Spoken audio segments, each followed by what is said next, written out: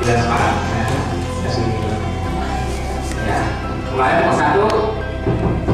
Itu ya. Tepuk satu. Silakan saudara cari pasangan. Cari pasangan. Satu dan dua, A dan B. Sudah ya, sudah semua ya. Ya nanti tunggu tadi. Ya, yang belum ada pasangan berarti kita tunggu saatnya datang.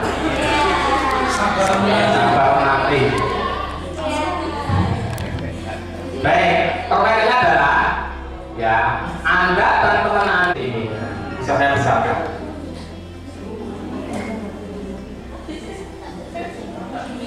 Saya misalkan. Langsung diisi, Pak. Langsung diisi. Ya.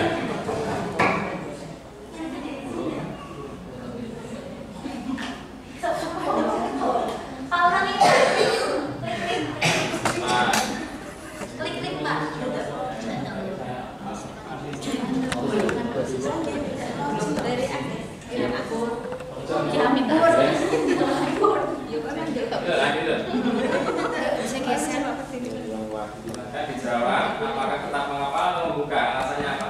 Tetap mengepal karena Ya. Tetap mengepal atau membuka, alasannya apa? Baca ini ya. Tampilannya bila?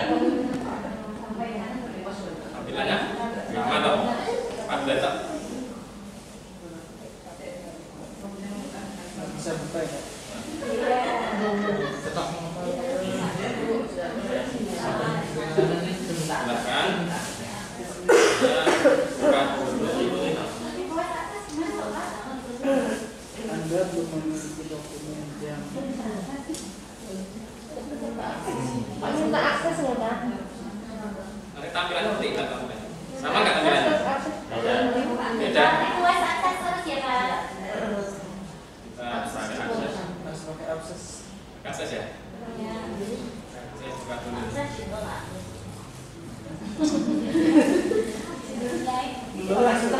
Klik seperti ini. Dan ini, ya, ini saya buka dulu. Saya buka dulu ya. Saya share berarti saya buka dulu. Nah, saya buka dulu ya. Berarti ini buka dulu. Nah, sekarang sudah bisa insya Allah. Diklik lagi.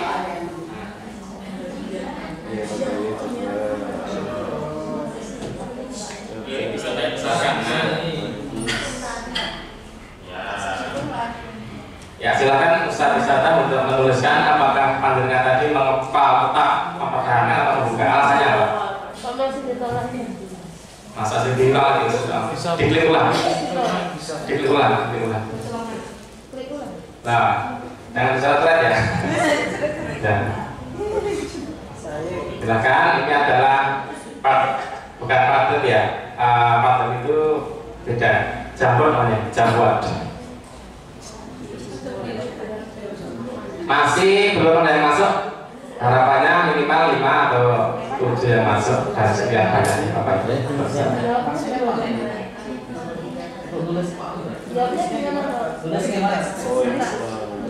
PSBB sudah bisa ya?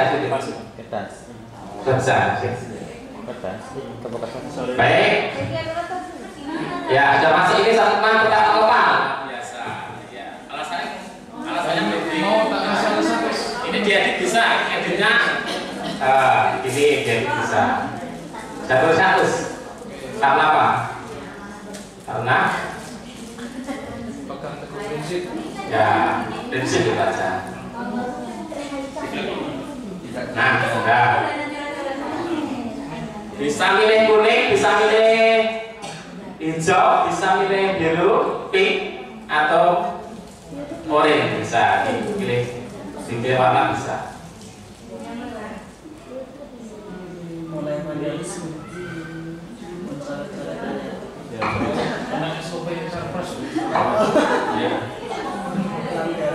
ini ada, ini namanya nggak ada ya, namanya belum ada. Tetap mengepal. Ini enggak. Ini Kusnoni tetap mengepal. Tetap mengepal. Ya. Pilihannya apa Pak Bukti karenane? Pilihannya bisa warnanya beda-beda ini, bisa kuning, Ora warna lho karenane kok. hijau, pink, atau dengan tidak membuka itu apa? Lah, yo kan. Ini ada yang belum masuk. Menggunakan opsi pilihan. Karena Jangan geser-geser ya, Karena apa? Berkini-kini kan itu. Ustadz Haroy tetap mengepal karena amanah terlalu berat sehingga tidak bisa melepaskannya. Baik. Terlalu berat. Baik. Ya. Baik, asalamualaikum. Jadi saya lihat tadi semuanya tetap mengepal ya. Karena prinsip tadi, karena amanah harus dijaga, karena barang berharga walaupun digelitikin ya, walaupun di oh tidak emang mas, belum masuk ya. Punya Tuhan apa? Ya, saya baca masuk aja ya. Jadi kondisinya sesuai. Ampun geser-geser ya. Ada yang vandalis. Baik. Saya kira cukup dulu ya, bisa diteruskan ini nanti saya buka sampai jam 1. Baik. Siswanya makan.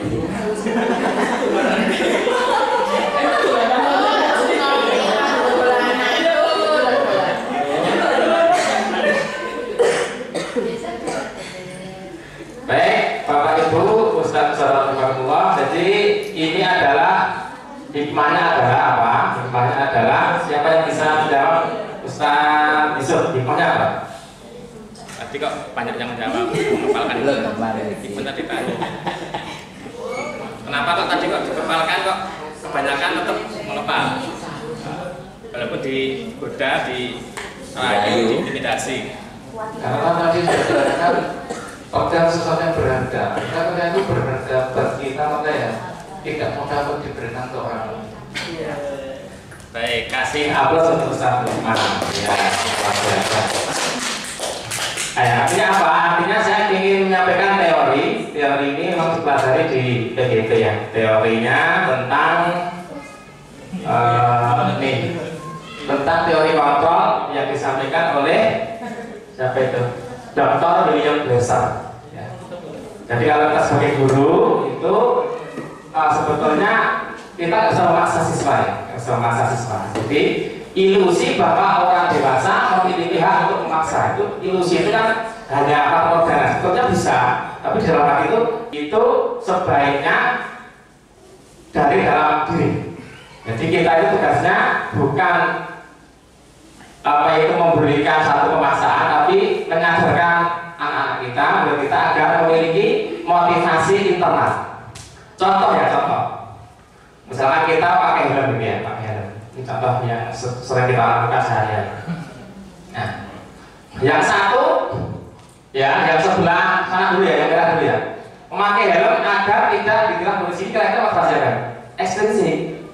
Kan dipaksa. Kalau nggak pakai helm ditilang, diberi hukuman. Beda dengan yang satu, memakai helm demi apa? Keselamatan. Nah kalau jatuh kan bahaya ya, itu namanya motivasi intrinsik. Jadi tugas kita itu sebetulnya yang penting itu yang nomor satu, memakai helm demi keselamatan. Anak pakai tangan kanan karena sunnah Nabi yang dia yakini, bukan karena nanti dilokir sama situ enggak. Ada yang nomor 1 kan nomor 2 lah. Ya itu namanya semi ya. Tugas kita itu adalah memberi motivasi intrinsik ya. Jadi semuanya begitu, tidak hanya pakai helm. Anak sholat lima waktu itu karena dia itu sebagai hamba itu harus menyembah Allah, itu dari dalam dirinya, bukan karena kalau nggak sholat dimarahin orang tua. Itu kan ekstensif. Itu tugas kita seperti itu. Makanya namanya disiplin positif ya, patuh pada aturan, pada adab karena berasal dari dalam, namanya intrinsik atau namanya itu internal sama ya, intrinsik atau internal. Nah, kalau di kurikulum merdeka itu kan ada P3 ya, profil pelajar Pancasila. Berarti ini adalah namanya adalah nilai kebajikan namanya. Nilai kebajikan. Jadi nilai kebajikan itu sebagai dasar berbuat sesuatu. Misalkan ya ada profil pelajar Pancasila itu misalkan ini ya ada mandiri, ya, berarti mandiri itu tidak bisa diuyak-uyak. Anak itu belajar, kemudian mengerjakan tugas mandiri. Dia berasal dari dalam diri sendiri dulu. Aku pengen jadi mandiri, tidak manja, tidak disetir orang, tidak disuruh-suruh. Itu namanya mandiri ya. Tidak harus disuruh orang tuanya. Atau yang lain juga, misalkan kreatif. Nah, jadi orang anak itu akan membuat produk yang bagus karena aku pengen kreatif, bukan disuruh orang harus kreatif. Kan? Itu dari dalam diri. Ini adalah contoh dari kebajikan universal yang kadang-kadang karena banyaknya karakter yang akan diwujud ini disimpulkan di P3 profil pelajar Pancasila. Kalau di SIT kita ada ini ya, sob ya. Di SIT kita ada 10 masukan ya. Itu juga termasuk nilai-nilai universal, nilai kebajikan universal yang Anda tujukan ini. Akidah yang bersih, salimul akidah, sahihul ibadah, matinul qulub dan sebagainya sampai nafiul lillahi itu kan. Itu sebetulnya bisa mengiringi P3 profil pelajar Pancasila ditambah ini. Ini kan termasuk tadi nilai kebajikan yang mendasari dari dalam siswa untuk berbuat sesuatu. Jadi tidak karena takut dihukum atau takut mendapat intimidasi tadi. Jadi internal atau internal. Jadi namanya disiplin positif seperti itu.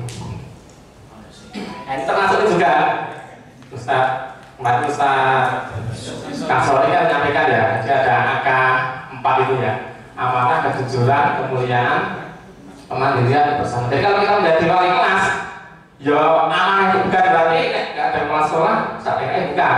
Tapi dari sini aku harus amanah. Kalau aku harus amanah berarti nggak usah dilihat orang, nggak usah dilihat kelas lah. Ya aku harus terbaik melakukan amanah-amanah yang diberikan. Harus jujur. Ya jujur itu dari dalam. Ya. Mungkin menemukan sesuatu, anak-anak kita dilatih. Ini punya fotonya Ustaz, punya siapa? Jujur, bukan punyanya nggak mungkin dipakai saja. Nah itu namanya dari dalam. Ya dan seterusnya. Ini adalah contoh. Namanya adalah nilai-nilai kebajikan universal yang dirumuskan oleh lembaga, oleh pemerintah atau oleh bidang tertentu untuk dipedoman. Itu namanya nilai-nilai universal.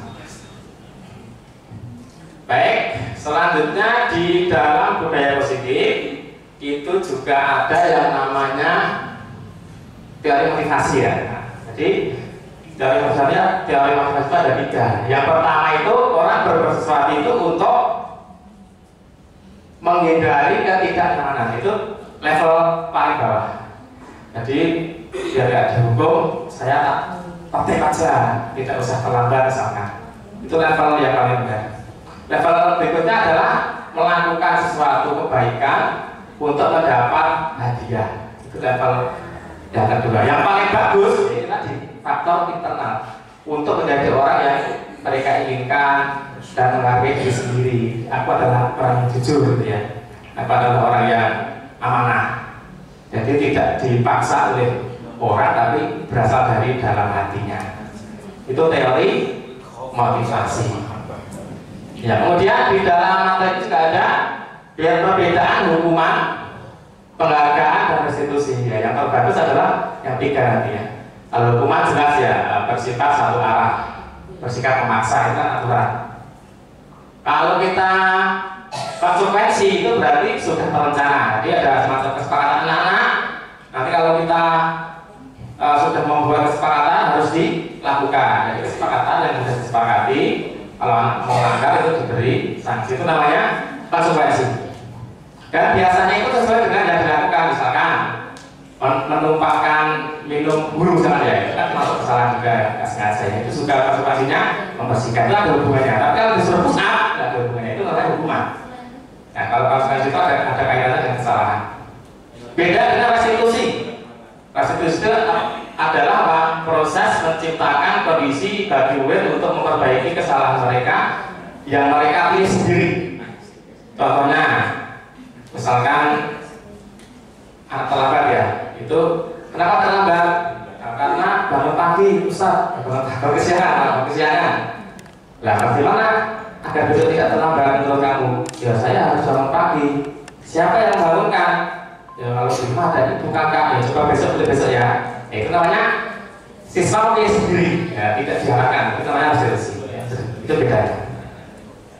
Ini teori motivasi hukuman mengarahkan restitusi. Nanti ada 6 materi, semoga selesai ya, masih ada waktu. Kan?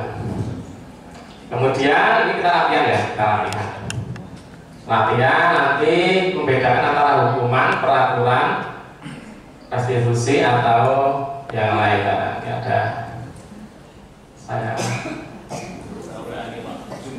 oleh Pak Zuma.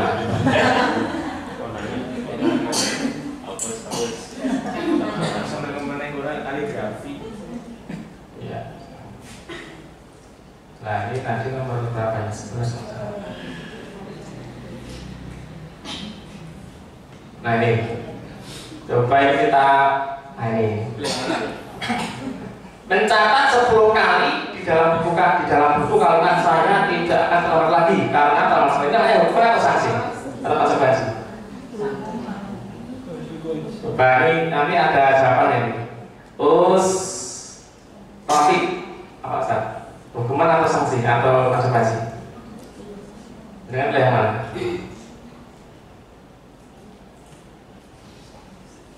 Hukuman atau sanksi? Pak Taufik? Sanksi saya klik ya. Ya, 1 untuk Pak Taufik. Betul ya. Sekarang yang nomor 2. Ustaz Ida mungkin? Hukuman ini. Ustaz Ida. Lari mengelilingi lapangan basket 2 kali karena terlambat hadir di sekolah. Hukuman.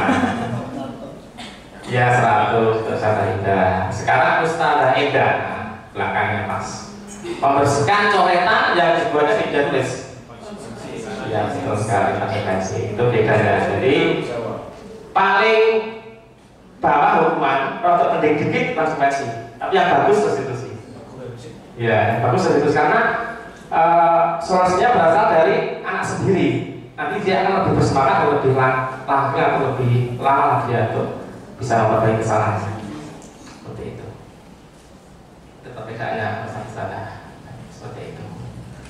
Kemudian ini ada materi untuk membuat anak itu bisa terarah, itu dibuat keyakinan kelas. Dulu Ustaz ada orang lain yang buat, tapi kalau keyakinan itu lebih condong ke internal. Jadi saya berbuat ini itu kan saya ingin jadi anak yang jujur. Saya berbuat ini itu pengen jadi anak yang disiplin. Nah, seperti itu. Ini sih tidak saya ulang banyak karena itu sudah pernah Ustaz ada nikmatnya. Di membuatnya itu tidak langsung ditulis, satu proses. Nah, caranya 1-7 itu caranya. Nah intinya adalah itu bertukar pendapat tentang peraturan yang disepakati. Jadi anak biar ini semuanya berpendapat. Misalkan tidak boleh terlambat, misalkan boleh, tidak boleh ngobrol. Tapi kita arahkan yang positif, bukan jangan pakai kata jangan. Misalkan masuk kelas tepat dulu, kemudian saat pelajaran tenang dan mendengarkan, misalkan. Jadi arahnya adalah kalau ada yang negatif itu diganti dengan yang positif. Tapi ya semua itu apa? Mencurahkan pendapatnya dulu. Nah, baru dikelompokkan, nanti dikelompokkan. Misalkan tidak, misalkan masuk tempat itu masuk apa? Masuk disiplin, nanti dikelompokkan kelompoknya. Kemudian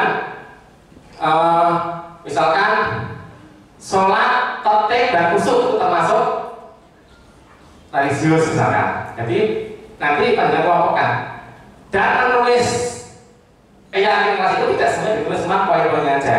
Mungkin saya anak yang disiplin, yang kedua saya anak yang religius. Jadi hanya global. Nah kalau global kan bisa dihubungkan semua yang dianggap murid bisa dirujukkan ke situ.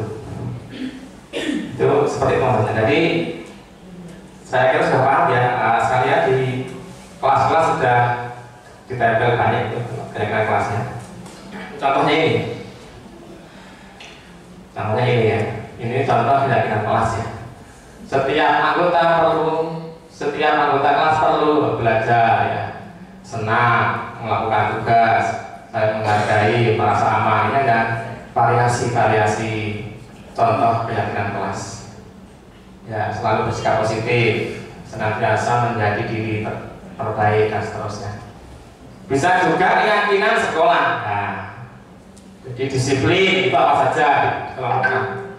Religius apa saja, peduli lingkungan apa saja, jadi nanti kalau ada siswa yang tidak tertib itu diuruskan kemana?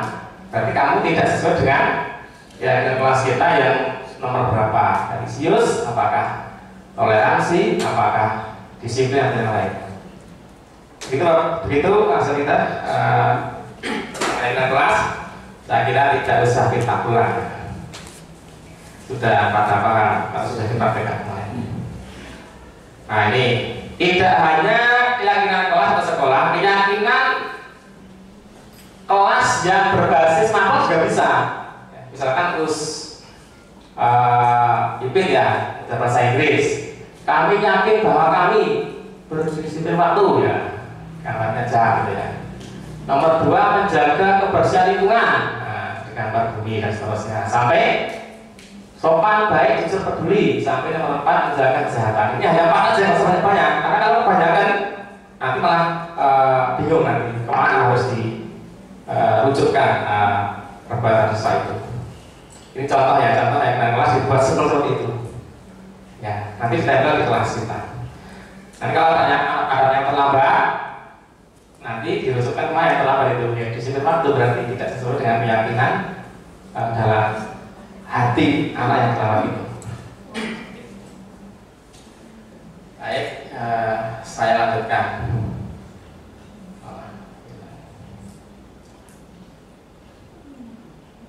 Nah, jadi ini adalah kenapa kok anak-anak itu biasa berbuat hal yang tidak baik. Karena kemungkinan 5 ini, kemungkinan belum terpenuhi kebutuhan dasar manusia dan dunia yang berkualitas. Yang pertama adalah kebutuhan bertahan hidup, itu pasti ya. Kalau orang itu hidupnya terganggu, dia pasti akan berbuat sesukanya. Nah, saya protes itu. Ya. Kemudian kasih sayang merasa diterima. Kalau anak itu di kelas nggak ada kasih sayang, pasti dia akan berbuat aneh-aneh itu. Ya, gurunya ngajar, dia nggak peduli, dia ngobrol, dia mainan, karena dia nggak merasa ini diterima. Ya. Gitu. Jadi ini adalah 5 kebutuhan dasar yang harus kita penuhi agar anak itu bisa menjadi tertib, punya rasa nyaman dan aman ketika kita kondisikan di kelas atau di sekolah. Ya, penguasaan ya, kebebasan, kesenangan. Ya. Kesenangannya apa? Termasuk gaya belajar juga ya, itu kesenangan juga. Kebutuhan untuk merasa senang. Kalau anak-anak itu sedang diceritain, ya kadang-kadang kita cerita untuk yang audio gitu ya. Kalau anak-anak itu cenderungnya ada banyak gaya belajar estetik ya, kita bawa keluar kelas biar gerak atau disuruh mencoba sesuatu kan gitu. Ya, dan seterusnya ya, dan seterusnya. Untuk lebih jelasnya ini saya buka videonya aja. Ya, biar ada gambarannya. Semoga bisa. Oh.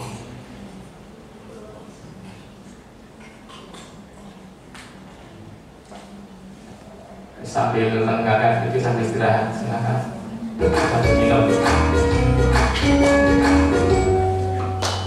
Salam dan bahagia Ibu dan Bapak Guru hebat. Untuk membangun budaya sekolah yang positif dengan lingkungan yang aman dan mendukung murid untuk menjadi pribadi yang berdaya, seimbang, dan bahagia, salah satu upaya yang dapat dilakukan oleh guru adalah memahami kebutuhan dasar yang mendasari perilaku murid. Pada video kali ini, kita akan membahas tentang 5 kebutuhan dasar manusia.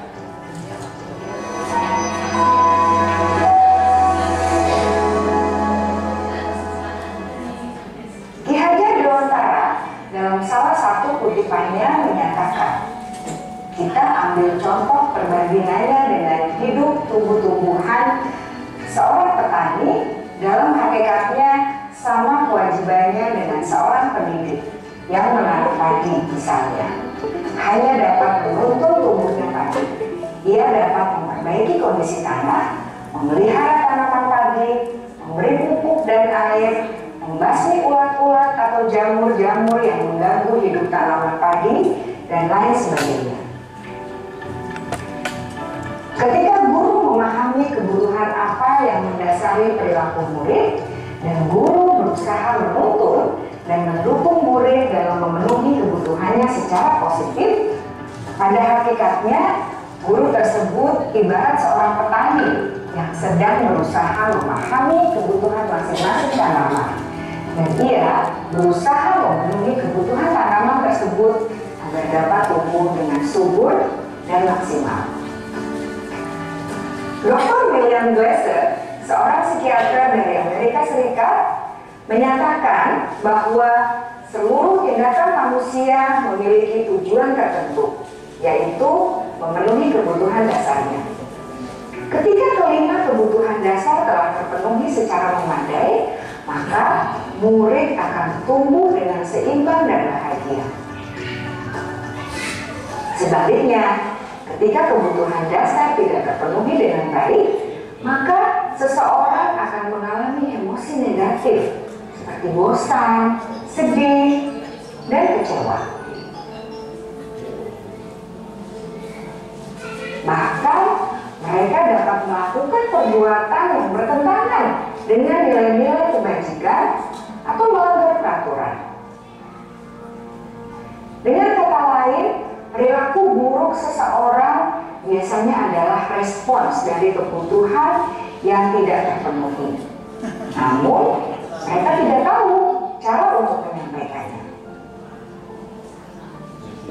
Ada 5 kebutuhan dasar manusia menurut Dr. William Glasser, yaitu yang pertama, kebutuhan untuk bertahan hidup atau survival. Yang kedua, kebutuhan untuk merasa diterima atau love and belonging. Yang ketiga, kebutuhan akan kebebasan atau freedom. Yang keempat, kebutuhan akan kesenangan atau fun. Dan yang kelima, kebutuhan akan penguasaan atau power.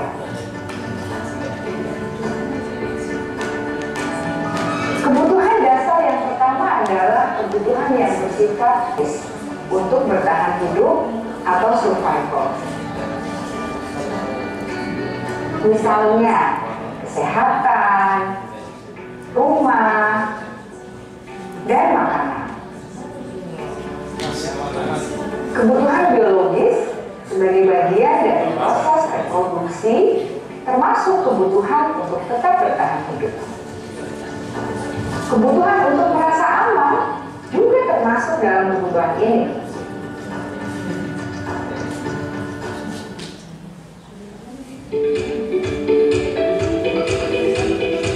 Agar murid dapat belajar dengan baik, kebutuhan mereka akan rasa aman, pangan, sandang, dan papan harus terpenuhi. Bagaimana mungkin mereka dapat belajar dengan baik bila mereka datang ke sekolah dengan perut yang lapar atau bila rumah mereka kebanjiran?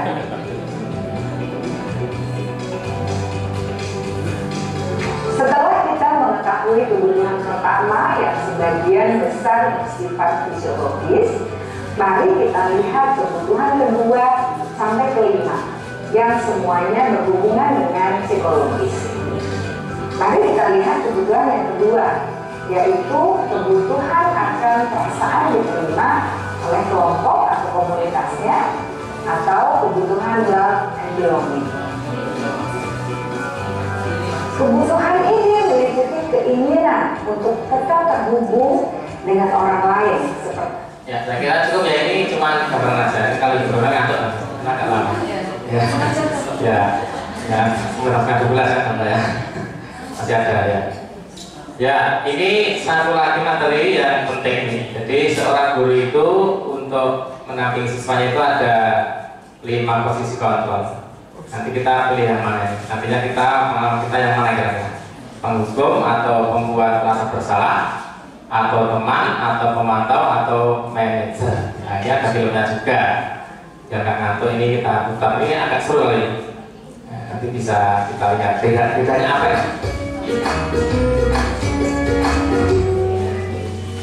Salam bahagia Ibu dan Bapak Guru hebat. Dalam penerapan disiplin positif restitusi, salah satu program yang dikembangkan adalah 5 posisi kontrol. 5 posisi kontrol dalam restitusi adalah proses perjalanan seorang pendidik agar dapat mengenali dirinya. Pada video kali ini, kita akan membahas tentang 5 posisi kontrol yang dikembangkan oleh Diane Dawson dan contoh penerapannya.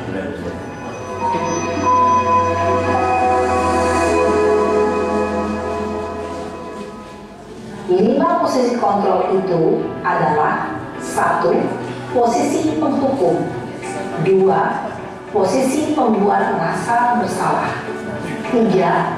Posisi teman, 4. Posisi pemantau atau monitor, dan 5. Posisi manajer. Untuk lebih memahami kelima posisi tersebut, mari kita saksikan kasus Naren yang terlambat hadir 20 menit di sekolah dan melihat bagaimana kelima posisi kontrol dalam menghadapi masalah tersebut.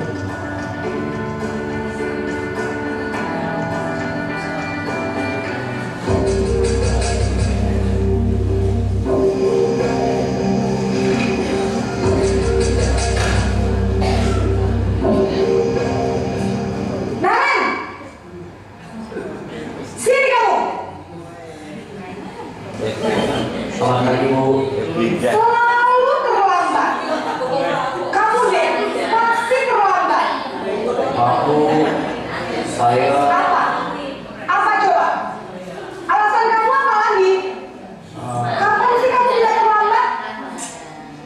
Malas sekali ya kamu jadi anak. saya Dasar pemalas. Gak kapok-kapok sih kamu. Sudah berapa kali terlambat? Sana, kamu keliling lapangan basket 2 kali. kenapa saya harus ke lapangan basket Bu? Kenapa? Kamu melawan ibu? Berani-beraninya jawab. Sudah terlambat, masih berani jawab pula?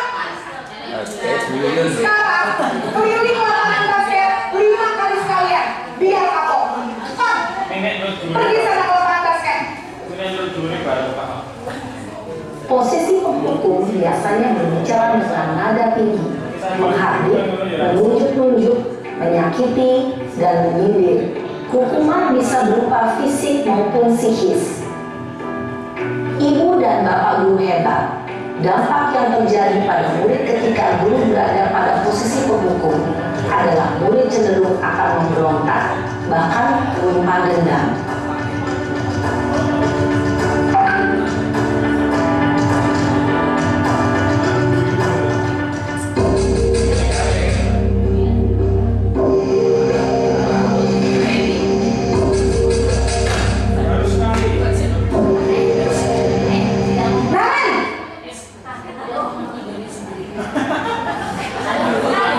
Selamat pagi Bu. Naren, kamu kenapa terlambat lagi, nak? Ya Tuhan, Naren, kamu senang ya bikin ibu susah ya? Kalau kamu terlambat lagi, nanti ibu yang ditegur bapak kepala sekolah.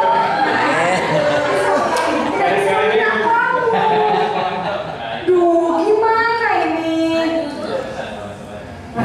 Maaf Bu. Duh, Gusti Naren.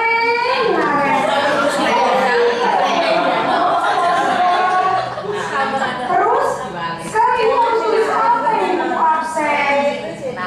Ini kamu sudah sering terlambat loh. Ibu harus apa coba? Maaf Bu. Maaf sekali. Ya sudah, lain kali jangan bikin ibu susah lagi ya nak ya. Ibu tidak akan kuat lagi kalau kamu begini.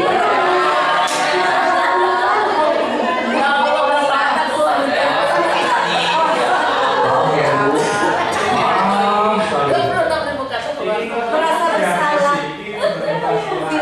Posisi pembuat rasa bersalah berbicara dengan nada tenang, cenderung lembut, namun kata-kata yang diutarakan membuat murid merasa menjadi orang yang gagal, memandang buruk dirinya sendiri, merasa tidak berharga, dan tidak sanggup membahagiakan orang lain.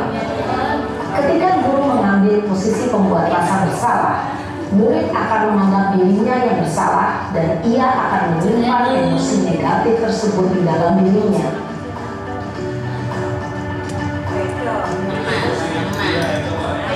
Udah nggak apa-apa. Udah juga terlambat mau apa? Masih apa ya?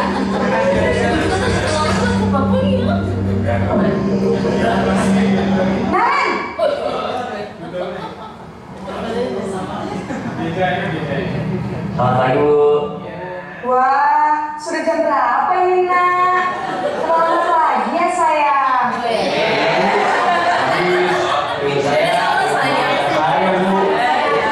Kamu malah menyalahkan ibu kamu. Kamu bukan anak yang larinya paling kencang. Kok terlambat sih? Iya, Bu. Saya memang terlambat bangun tadi. Jadi, biarpun saya lari kencang, tetap gak kejar, Bu. Ya sudah sana. Nanti lain kali larinya lebih kencang lagi ya. Biar gak terlambat lagi. Bikin seneng ibu. Demi ibu. Bisa kan? Bisa lah, Bu. Ya sudah sana masuk kelas. Ibu beresin urusan absen kamu. Kamu ini ada-ada saja. Dalam posisi teman, guru berbicara dengan nada suara ramah, akrab, cenderung bersenda gurau untuk menjaga suasana tetap santai. Murid akan merasa senang, aman, dan akrab dengan guru. Identitas yang tercipta adalah identitas sukses atau berhasil. Namun, perlu diingat, karena ini masih dorongan eksternal, maka ada faktor ketergantungan dari murid kepada orang tertentu. Di sini, guru absennya, sehingga di lain waktu, murid bisa berperilaku baik, namun hanya kepada orang fisiologis. Sudah sana masuk kelas. Ibu beresin urusan absen kamu. Kamu ini ada-ada saja. Dalam posisi teman, guru berbicara dengan nada suara ramah, akrab, cenderung bersenda gurau untuk menjaga suasana tetap santai.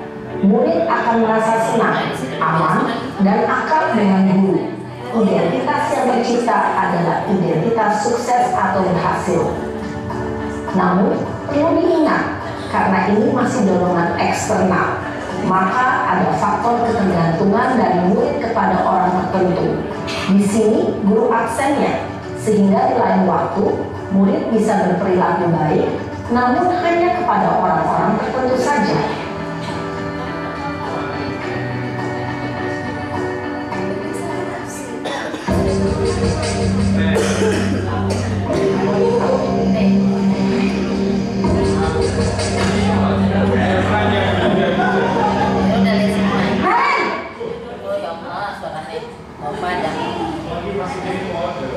Selamat pagi, Bu. Naren, apa peraturan sekolah kita tentang jam berapa kita harus masuk sekolah, Nak? Kita harus di sekolah jam 7, Bu. Iya betul, sekarang sudah jam 7.20. Naren sudah tahu konsekuensinya jika terlambat hadir. Paham, Bu. Saya harus tinggal kelas pas jam istirahat selama 20 menit. Iya benar, konsekuensinya demikian. Jadi nanti jam 9.30 pas istirahat, kamu harus tinggal di kelas, kerjakan tugas tambahan untuk ketertinggalan kamu, ya? Baik, Bu. Posisi pemantau mengandalkan penghitungan atau data untuk mengontrol murid. Guru mengarahkan murid berdasarkan peraturan dan konsekuensi. Seorang pemantau menunjukkan bahasa tubuh dan ekspresi wajah yang datar dan cenderung formal.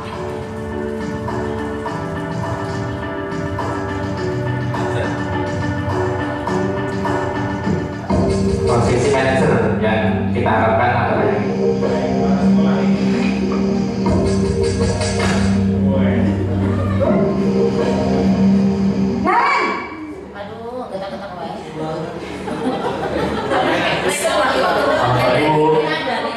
Selamat pagi, Naren. Maaf, Bu. Saya terlambat. Iya, sekolah masuknya jam 7, sekarang sudah jam 7.20. Jadi sekarang bagaimana ini, Naren? Maaf, Bu. Saya lupa soal saya semalam. Baiklah, menurut kamu, keyakinan sekolah yang mana yang perlu kamu tingkatkan? Menghargai diri sendiri dan orang lain mungkin ya Bu. Setuju. Jadi, apakah Naren meyakini prinsip saling menghormati tersebut? Iya Bu, saya meyakininya. Apakah Naren bersedia memperbaiki masalah keterlambatan ini? Bersedia Bu. Bagaimana kamu akan perbaiki masalah keterlambatan ini? Saya akan coba untuk tidak lupa menyetel alarm saya Bu. Baik, kalau Naren lupa menyetel alarm di rumah, ada orang yang kira-kira bisa langsung mengingatkan tidak? Ada Bu, kakak saya, Kak Emma. Ada lagi selain Kak Emma? Selain Kak Emma, ada ibu saya. Baik, jadi yang mengingatkan Naren adalah Kak Emma dan ibu kamu ya? Kira-kira akan mulai set alarm kapan Naren? Setelah pulang sekolah, akan segera saya lakukan. Baik, jadi Naren akan setel alarm untuk bangun besok pagi dan akan diingatkan oleh kakak dan ibunda Naren ya. Ada lagi yang mungkin perlu dilakukan Naren agar tidak terlambat bangun lagi? Tidak ada Bu. Baik Naren, terima kasih untuk kerjasama kamu. Sekarang kamu perlu kembali ke kelas untuk belajar. Baik Bu, terima kasih.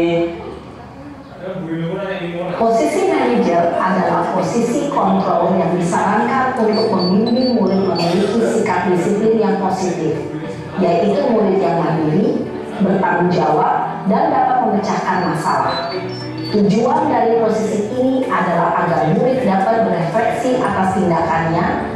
Guru akan dengan tulus memberikan pertanyaan-pertanyaan bermakna, sehingga membuat murid dapat belajar dari kesalahannya dan mencari sebuah solusi untuk menyelesaikannya. Ibu dan Bapak guru hebat, setelah mengamati adegan kelima posisi kontrol tadi, kira-kira posisi mana yang paling ideal? Posisi mana yang dapat menunjang motivasi intrinsik murid? Ya, tentu posisi manajer. Posisi ini memang posisi ideal yang ingin dituju setiap pendidik. Pada posisi inilah, guru dapat menerapkan disiplin positif yang berpihak pada murid, yang memerdekakan murid.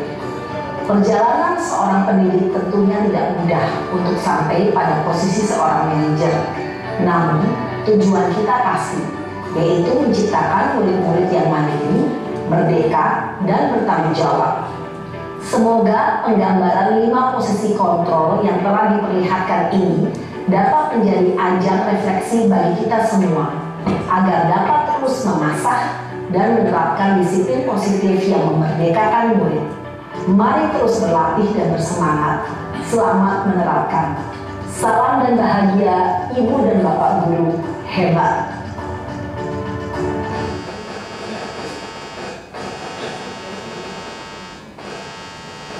Ya, cukup ya, 5 posisi kontrol di WA grup SDNH. Saya kirim link Mentimeter, silahkan diklik kalau itu. Sudah. Ya, silahkan dipilih. Kira-kira posisi panjenengan yang mana? Ya, ya, ya, silahkan. Ini yang kuning sudah saya pilih sendiri. Saya itu jujur masih memantau, belum manajer saya. Ya silakan Bapak Ibu Ustaz memilih ini yang hijau manajer Mas Biasenja katanya. Ya, ya kalau saya sendiri jujur masih mantul ya. Ya silakan. Ya, ya merah. Nah, yang merah itu adalah apa yang merah? Ya teman merah ya. Silakan. Siapa lagi? Nanti yang korbannya yang mana? Yang korbannya tertinggi kan? Ya, tambah teman tambah satu lagi.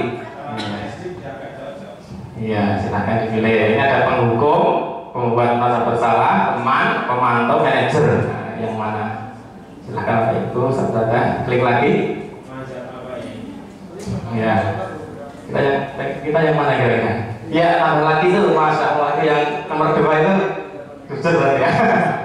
Jadi ada yang menghukum, ada yang pembuat merasa bersalah. Jadi anaknya itu jadinya merasa bersalah nanti.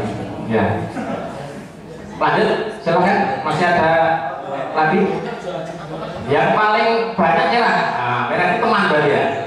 Ya luar biasa. Teman. Silakan Mas bantu 3 menit Ustaz Ustaz. Merah paling banyak teman ya. Iya. Oke, yang belum silakan. Yang merah 7. Yang mana pembuat merasa bersalah 1. 2, 6 ini.